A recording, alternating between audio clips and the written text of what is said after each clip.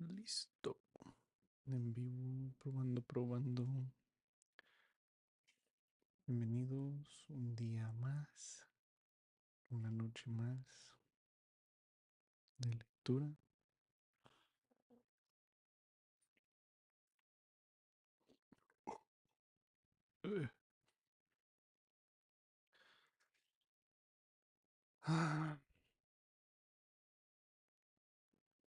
Chapter 4. Sosimov was a tall, fat man with a puffy, colorless, clean-shaven face and straight flaxen hair. He wore spectacles and a big gold ring on his fat finger. He was 27. He had on a light gray fashionable loose coat, light summer trousers, and everything about him loose, fashionable and spick and span. His linen was irreproachable. His watch chain was massive. In manner, he was slow and, as it were, nonchalant. At the same time, studiously free and easy. He made efforts to conceal his self importance, but it was apparent at every instant. All his acquaintances found him tedious, but said he was clever at his work. Mm, I've been to you twice today, brother. You see, he's come to himself, cried Razumin. I see, I see. And how do you feel now, eh? Said Zosimov to Raskolnikov, watching him carefully and sitting down at the foot of the sofa. He settled it. Mm, he settled himself as comfortably as he could. He is still depressed, Razumin went on. We've just changed his linen, and he almost cried. That's very natural. You might have to put it off if he did not wish it. His pulse is first rate.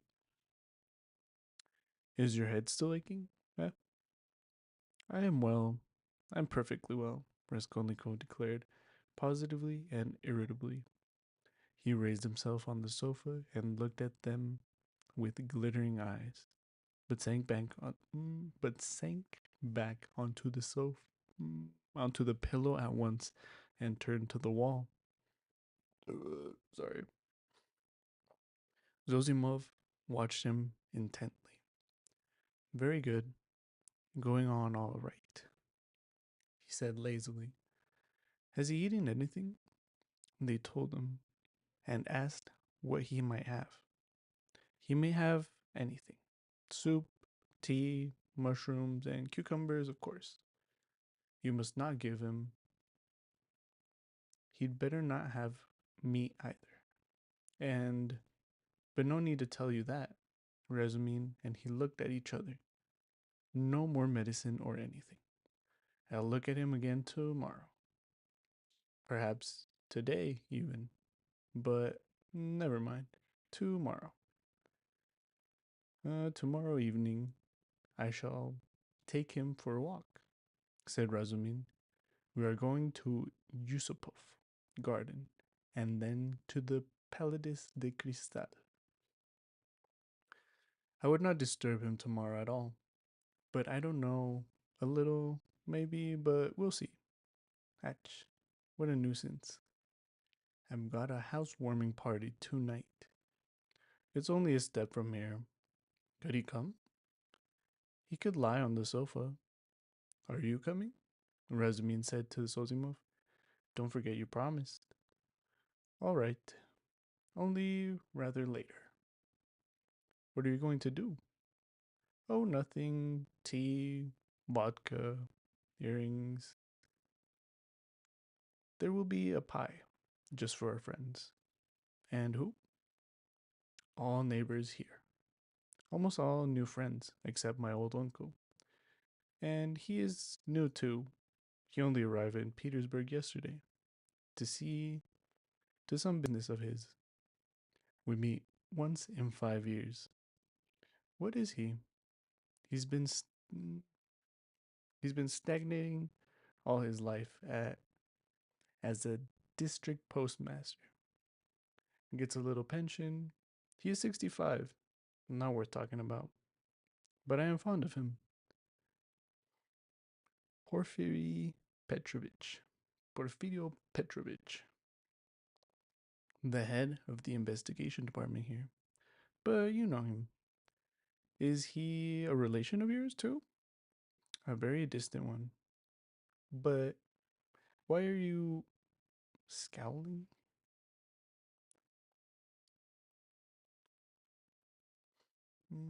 Scowling.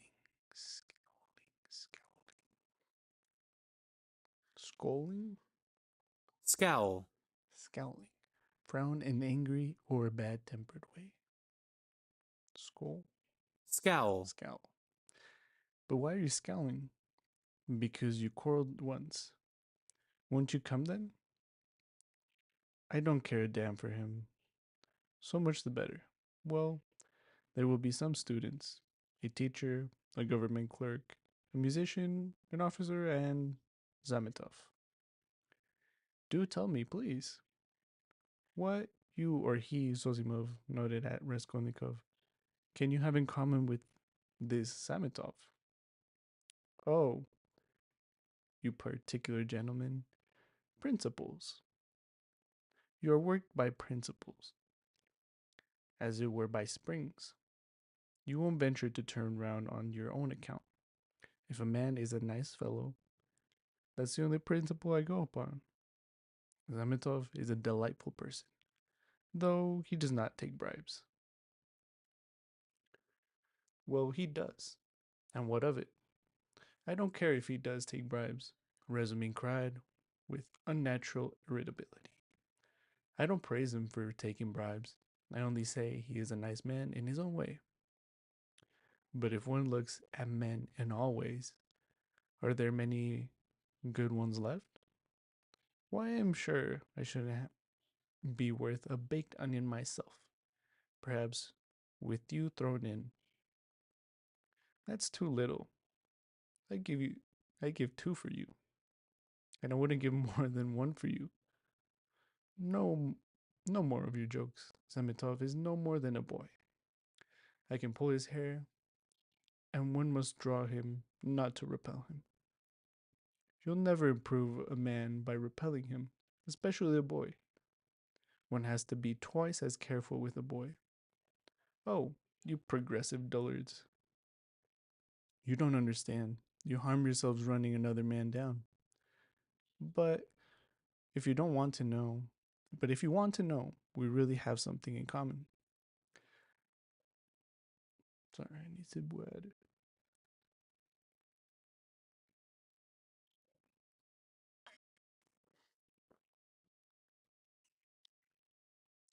I should like to know that. What? Why, it's all about a house painter. We are getting him out of a mess. Though indeed there's nothing to fear now. The matter is absolutely self evident. We only put on steam. A painter? Why haven't I told you about it? I only told you the beginning, then about the murder of the old pawnbroker woman. Well, the painter is mixed up in it. Oh, I heard about the murder before and was rather interested in it. Partly for one reason. I read about it in the papers too. Lizaveta was murdered too. Natasha blurted out, suddenly addressing Raskolnikov. She remained in the room all the time, standing by the door, listening. Lizaveta? Murdered? Raskolnikov hardly murmured Raskolnikov hardly audibly. Lizaveta, whose old clothes? Old clothes? Didn't you know her? She used to come here. She mentioned a shirt for you, too. Raskolnikov turned to the wall, where in the dirty, yellow paper he picked out one clumsy white flower with brown lines on it and began examining how many petals. were in it. How many scallops in the petals? And how many lines on them? He felt his arms and legs as lifeless as though they had been cut off.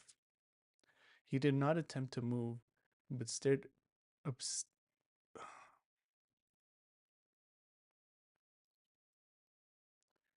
creo que es como obstinado, pero no sé cómo se pronuncia.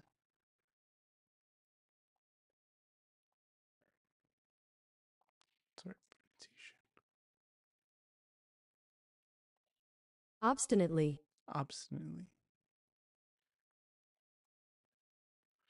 means behaving stubborn, sí, como obstinado, or in a reasonable way, refusing to change your mind. Cool. But stared obstinately at the flower. But what about the painter? Zazimov interrupted Nastasia's chatter with a marked displeasure. She sighed and was silent. Why, he is accused of murder? Razumin went on hotly. Was there evidence against him then? Evidence indeed. Evidence that was no evidence. And that's what we have to prove. It was just as they pitched on those fellows, Koch and Pischekov, at first. Mm, Foo, how stupidly it's all done. It makes one sick, though it's not one's business. Pischekov may be coming tonight. By the way, Roger, you've heard about the business already. It happened before you were ill, the day before you fainted at the police office while we were talking about it. Sosimov looked curiously at Raskolnikov. The fuck? He did not stir. But I say, Razumin, I wonder at you. What a busybody you are, Sosimov observed. Maybe I am, but we will get him off anyway, shouted Razumin, bringing his fist down on the table. What's the most offensive is not their lying. What's the most offensive is not their lying. One can always forgive lying. Lying is a delightful thing, for it leads to truth. What is offensive is that they lie and worship their own lying. I respect Porphyry, but what threw them out at first? The door was locked, and when they came back with the porter, it was open. So it followed that Koch and Pistrikov were the murderers. That was their logic. But don't excite yourself. They simply detained them. They could not help that. And by the way, I met that man Koch. He used to buy unredeemed pledges from the old woman. Eh? Yes, he is a swindler. He buys up bad debts too. He makes a profession of it. But enough of him. Do you know what makes me angry? It's their sickening, rotten, petrified routine. And this case might be the means of introducing a new method. One can show from their psychological data alone how to get on the track of the real man. We have facts. They say, but facts are not everything. At least half the business lies in how you interpret them. Can you interpret them then? Anyway, one can't hold one's tongue when has a feel one has a feeling, a tangible feeling. That one might be help if only eh. Do you know the details of the case? I am waiting to hear about the painter. Oh yes, well, here's a story. Early on the third day after the murder, when they were still dandling Koch and Pestrikov,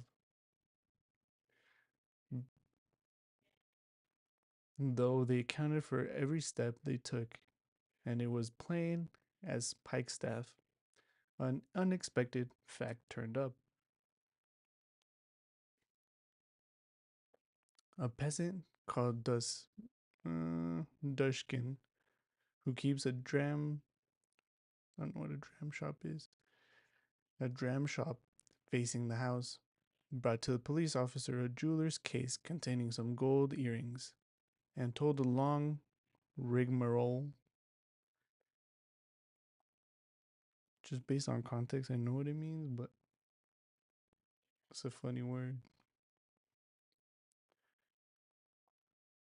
Rigmarole. Rigmarole. A lengthy and complicated procedure. Long ramblings. Rigmarole. Sorry. Told a long rigmarole. The day before yesterday, just after 8 o'clock, mark the day and the hour. A journeyman house painter, Nikolay, who had been uh, in to see me already that day, brought me this box of gold earrings and stones and asked me to give him 2 rubles for them. When I asked him where he got them, he said he picked them up in the street. I did not ask him anything more. I am telling you the Duskin story. I gave him a note, a ruble, that is, for I thought if he did not pawn it with me, he would with another. It would all come to the same thing. He'd spend it on drink. So the thing had better be with me. The further you hide it, the quicker you will find it. And if anything turns up, if I hear any rumors, I'll take it to the police, of course. That's all. Tradiddle. The diddler.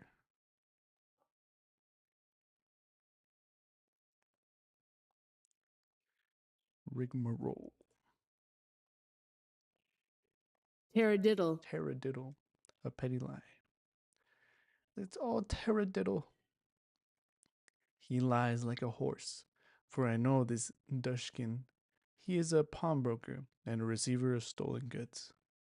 And he did not cheat Nikolay out of a 30 ruble trinket in order to give it to the police. He was simply afraid.